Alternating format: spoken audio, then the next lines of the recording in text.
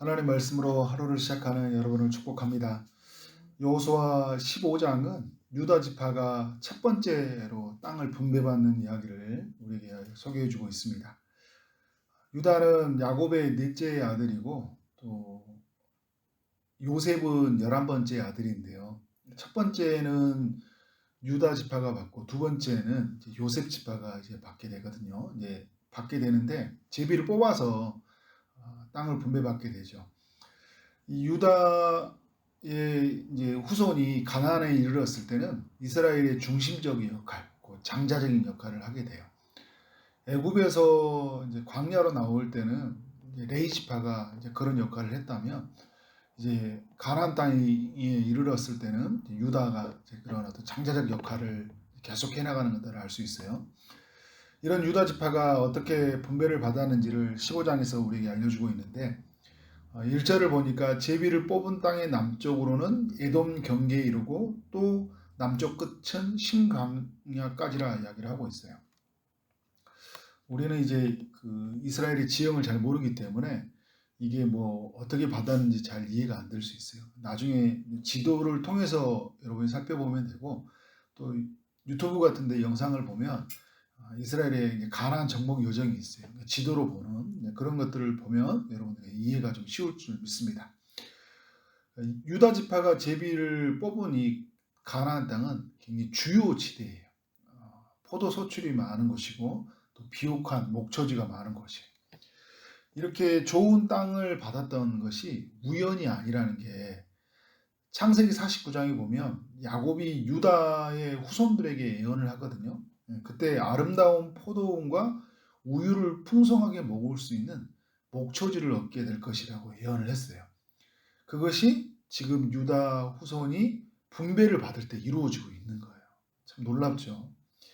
2절부터 이제 12절까지는 유다 지파가 분배받은 기업의 경계선을 소개해 준 것이라면 이제 또 그 이후에 갈렙의 이야기를 나누고 또 20절부터 63절까지는 유다 지파가 분배받은 성읍들을 소개해 주고 있어요. 크게는 12개의 구역들이 있고 또 구역마다 성읍들이 있습니다. 총 120개의 성읍이라고 할 수 있는데요. 굉장히 많은 성읍을 받았어요. 유다 지파가 다른 지파에 비해서 넓은 땅을 분배받게 되었다는 거예요. 너무 비옥한 땅에 넓은 땅. 하나님은 유다 지파를 너무 사랑하는 거 아닌가 이렇게 생각할 수 있어요. 시샘이 많은 사람들에게는. 왜 다른 사람에게 이렇게 많은 분깃을 주고 우리는 이렇게 작은 것을 주는 거야 이렇게 오해할 수 있는 소지가 있다는 거죠. 그런데 여러분 이게 하나님의 큰 뜻이 담겨 있다는 게 뭐냐면 그들이 이제 받았다는 것은 땅의 일부를 다른 지파에게 나눠주기 위해서 크게 받았다는 걸 알 수 있어요.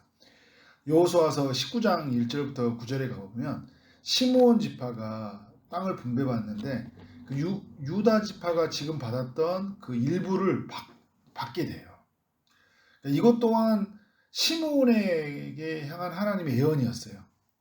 시므온이 이제 레이와 함께 큰 죄를 저질렀잖아요. 레이 지파는 땅을 분배받지 못해요.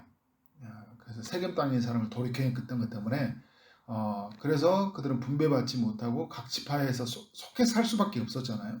시므온은 어떻게 되냐면 그 다른 지파에서 받은 땅을 받게 될 것이라 이야기하는 거예요. 겨우 받게 된다. 이 땅을 어디서 받게 되냐면 유다 지파가 받았던 땅을 받게 되는 거예요. 장자적 역할을 했던 땅을 받게 되니까 그래서 좀 다른 면에서는 마음의 안심이 있잖아요. 하나님께서 이 유다 지파 장자적 역할을 하는 땅에 넓은 땅을 주시고 그 넓은 땅의 일부를 시므온에게 주셨는데 그것 또한 야곱의 예언이 성취되어졌다는 거예요. 다시 정리해 보면 유다 지파가 이렇게 토지를 받게 된 것은 야곱이 유다의 후손들에게 받는 복에 대한 성취예요. 그리고 유다 지파가 이렇게 넓은 땅을 받게 된 것은 야곱이 시므온 후손들에게 있을 것에 대한 또 예언의 성취라고 할 수 있는 거예요. 굉장히 놀라운 의미가 담겨 있다는 걸 알 수 있어요. 우리에게 이제 주는 교훈이 있는데 저는 세 가지로 여러분과 함께 나눠보려고 해요. 첫 번째는 우리에게 일어난 일들이 우연이 아니라는 거예요. 아주 오래전에 있었던 하나님의 계획이었다. 우리의 구원이 영원 전에 있었던 하나님의 계획이잖아요. 우리의 선택이 있기 전에 하나님의 선택이 있었고 하나님의 작정과 계획이 있었다는 거예요. 우리에게 일어난 일들이 우연이 아니라는 것들을 늘 우리는 기억해야 돼요. 우리가 기쁨의 동산교회에서 다녔던 것들이 우연이 아니었고 또 기쁨의 동산교회에서 초지동산교회로 세워져서 이곳에서 파송받았다는 것들이 우연이 아니라는 것들. 그냥 우리가 선택했다고 생각했는데 하나님의 선택이 먼저 있었다는 것을 알게 되는 거예요. 그래서 이런 걸 아는 사람들은요, 오늘 하루 내게 일어나는 일들, 내가 만나는 사람들 이런 것들에 대해서 가벼이 대하지 않아요. 그리고 내가 이거의 뭐 장래, 큰애 이런 게 아니라 하나님의 계획 속에서 이루어진 것들을 하나하나 바라보면서 어떻게 생각하는 거예요? 감사로 여기는 거예요. 그리고 앞으로 이루어질 일에 대해서 기대감이 있는 거죠. 하나님의 계획 속에서 내게 이루어졌다면 이게 우연이 아니라면 그런 기대감이 있잖아요. 하나님께서 모든 것을 합력하여 선을 이루실 거다. 그러니까 사람이 우리가 계획할지라도 그 걸음을 인도하시는 이가 하나님이시라고 하잖아요. 여호와 하나님이라는 잠언에서. 그러니까 잠언 16장의 1절에도 우리가 계획한 것 같지만 결정은 하나님이 하신다는 것을 말해주고 있어요. 그러니까 그래서 이 모든 일 속에 하나님의 섭리와 하나님의 일하심이 있다. 그래서 우리가 이 하루하루를 감사로 또 내일에 대한 기대감을 살아가는 것은 너무나 중요하다는 것을 알려주고 있어요. 오늘 유다 지파의 분배의 이야기를 통해서. 두 번째 교훈은 뭐냐면 하나님이 우리에게 무엇인가를 주는 것은요, 나눠주기 위함이라는 거예요. 유다가 많이 받았던 것은 시므온 지파를 나눠주기 위한 하나님의 계획이었던 거예요. 그러니까 다른 지파가 시샘할 필요도 없고요, 유다 지파가 자랑할 필요도 없는 거예요. 마찬가지로 우리에게 무엇인가 받는 것이 있다면요, 그것은 나눠주기 위한 하나님의 계획이라는 것을 늘 기억해야 돼요. 제가 제 이야기를 하면 안산 동산교회 그 큰숲 플랫폼에 사역하신 이평가 목사님이 저에게는 또 잊을 수 없는 은인이거든요. 청년 시절에 굉장히 어려웠어요. 경제적 어려운 시기를 보내고 있을 때 그 목사님이 이제 고향에서, 대구가 고향이신데 그 가족들이 쌀 2가마니를 보내주시면 꼭 그 1가마니를 저에게 주셨어요. 그리고 사례비를 받고 무슨 일이 생기면 제가 굉장히 어려운데, 그리고 목사님도 아주 작은 사례비를 받았고 그렇게 그럴 때였거든요. 자녀가 2명이나 있었고 아침에 신문 배달하고 우유 배달하신 목사님이었는데 뭐 진짜 사례를 어디서 받아오면 절반을 저에게 주셨어요. 딱 반을 주신 것 같아요. 그리고 집에 TV가 2대가 목사님이 있었는데 한 대가 야 필요 없겠다, 네가 가져가서 봐라. 그래서 솔로 혼자 살고 이게 있으니까, 또 물론 제가 한 명이 후배를 데리고 있었지만 3대를 주셨어요. 그래서 저는 목사님 생각할 때마다 인생의 절반을 주신 분이시다. 저의 삶에 큰 위로를 줬고 또 목회자로서 어떻게 사는지를 보여주셨던 그런 분이었죠. 그래서 그런 어떤 사랑받고 또 책임져 주는 걸 보면서 제 인생을 또 하나님께서 위로해 주시고 또 바꿔주시는 어떤 그런 계기가 되었거든요. 여러분, 이런 의미가 담겨 있어요. 우리의 삶 속에서 내게 주신 것을 누군가에게 줬을 때도 내가 유다 지파로서 하나님이 맡겨주신 사명들을 다 하는 거잖아요. 그래, 내게 있는 것을 내 것으로만 여기는 게 아니라 독식하는 게 아니라 누군가를 나눠주면서 그런 하나님의 나눠주는 기쁨을 경험하게 되고, 그것을 받는 사람은 어떻게 된 것일까요? 시므온 지파처럼 나는 아무것도 못 받는 것이 아니라 이걸 통해서 하나님의 일하심들을 경험하게 되고 또 큰 하나님의 쓰임받는 도구가 된다. 그래서 누군가를 한 명에 세우는, 어떤 한 인생을 세우는 아주 중요한 역할이 되는 거예요. 그런 면에서 우리의 나눔이 필요하다는 것들을 오늘 말씀이 교훈하고 있다라고 볼 수 있습니다. 세 번째 교훈은요, 긴박한 순간에만 하나님의 말씀에 순종하지 않고 여유로운 순간에도 하나님의 말씀에 순종해야 된다는 거예요. 여호수아 15장은 너무 은혜스러운 말씀들인데 연속인데요. 이 말씀들 속에 옥의 티가 있어요. 마지막 절 63절이에요.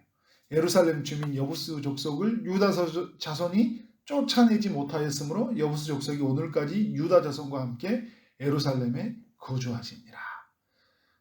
쫓아내야 되는데 진멸하는 전쟁인데, 그죠? 땅을 분배받았지만 이 전체 전쟁, 분명히 1장부터 11장의 이야기를 보면 하나도 남기지 않았다고 이야기를 했는데, 전쟁의 큰 틀의 승리에서 이야기를 했던 것 같아요. 중간중간에 말씀을 보면 남기지 못했다는 이야기들을 하는 걸 보면 그 안에 들어서 완전히 정복되지는 않았다. 이제 어떤 전쟁의 승리가 주어졌다는 것을 알 수 있지만, 그러니까 이스라엘이 큰 전쟁을 치르면서는 다 남기지 않았던 것 같은데, 또 땅 안에 이제 분배받고 가는 과정에 보면 남아있는 것들이 있었던 것 같아요. 근데 여부수 족속을 다 쫓아내지 못했어요. 그들에게 이제 7년간의 정복 전쟁이 굉장히 타이트했잖아요. 그 전쟁에 살아온 삶이 여유가 없을 만큼 굉장히 긴박한 순간을 보내고 있었던 것 같아요. 땅을 분배를 받고 났을 때 어떤 마음이 찾아올까요? 여유로운 마음이 찾아오죠. 나태한 마음들이 찾아와요. 조금 그러한 부분에 손을 놓고 싶은 마음들이 있거든요. 너무 치열하게 살아오다 보니까 그냥 내버려 두자, 이런 마음들이 사람들 안에 있거든요. 이런 나태한 마음이 우리의 삶 속에서 큰 화관이 된다. 다윗도 여러분, 이 전쟁 속에 있다 나태한 마음 때문에 바세바에게 그 죄를 범하게 되잖아요. 이 나태하고 여유로운 마음이 죄를 가벼이 여겨버린 거예요. 이 정도쯤이야 하고 생각했는데 이게 나중에 큰 하기가 된다는 거죠. 싸움보다는 평화를 추구하고 싶고, 이제는 변화보다는 안정을 추구하고 싶고, 단호함보다는 타협함을 추구하고 싶잖아요. 이게 우리의 삶에 큰 화근이 된다는 거예요.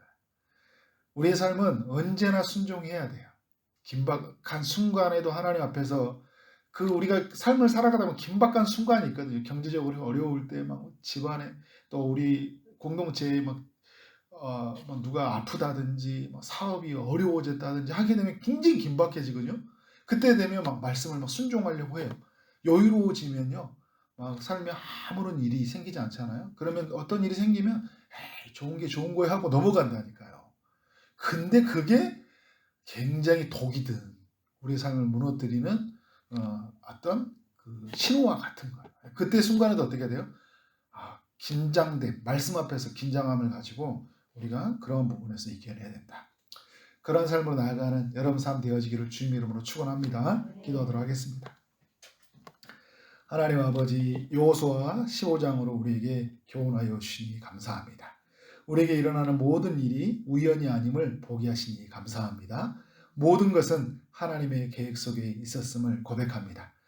그렇게 주어진 모든 일, 감사하는 마음, 기대하는 마음을 가지고 살아가도록 인도하여 주옵소서. 우리에게 있는 모든 것들 혼자만 독식하지 않고 나눔으로, 섬김으로 살아갈 수 있도록 인도하여 주옵소서. 우리의 섬김으로 말미암아 누군가 큰 힘을 얻고 용기를 얻고 인생을 바꿀 수 있는 계기가 될 수 있다는 것을 알고 오늘도 온전히 흘려보내는 삶 살아가도록 인도하여 주옵소서. 긴박한 순간에만 하나님을 찾는 삶이 아니라 삶이 여유로울 때 하나님을 찾는 우리의 삶이 되게 하여 주옵소서. 언제나 주님의 말씀에 순종하며 살아가는 우리 믿음의 권속들이 되도록 축복하여 주옵소서. 오늘도 주님의 응답을 기다리는 많은 성도님들이 있습니다. 육체의 아픔 중에 있는 성도님들을 찾아가 주옵소서. 또 취업을 준비하고 시험을 준비하고 결혼을 준비하고 임신을 준비하고 출산을 준비하는 모든 성도님들을 찾아가 주옵소서. 믿음으로 더하여 주옵소서. 은혜로 충만케 하여 주옵소서. 오늘 하루 만나는 모든 사람들에게 주의 사랑을 흘려보내게 하여 주시고 우리에게 주어진 일 주님 대하듯이 최선으로 섬김에 살아가는 하루 되게 하여 주옵소서. 주여 성령으로 충만케 하여 주옵소서. 예수 그리스도 이름으로 그들을 쌓옵나이다. 아멘.